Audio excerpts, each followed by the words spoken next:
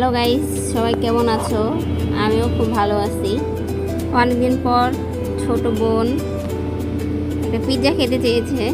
আমি যদিও পিৎজা বানাতে পারি না, তারপরও ট্রাই করার চেষ্টা করছি। দেখো আমি কীভাবে বানাচ্ছি, তোমরা সবাই দেখো।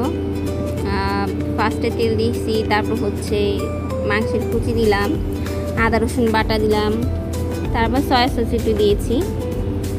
তারপরে আর কি যে কাজ সেই কাজই করতেছি।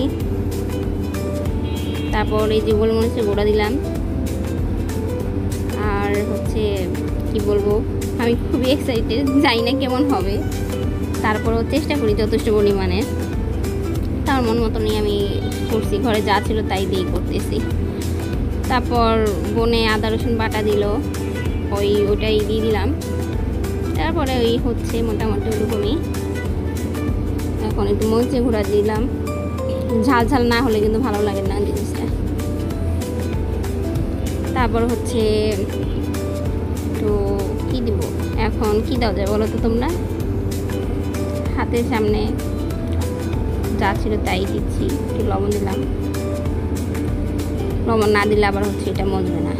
এরপর আগে থেকেই হচ্ছে রুটির বনটা তৈরি করা ছিল, ওইটাই প্লেটের ভিতরে দিয়ে একটু কাজ করছি। যদিও পারি না, তারপর চেষ্টা করলাম, জানি না কেমন হবে।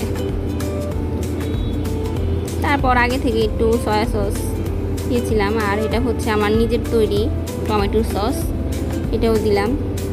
তাতে মানে দেখতে খুবই সুন্দর লাগতেছিল আমার সামনে থেকে।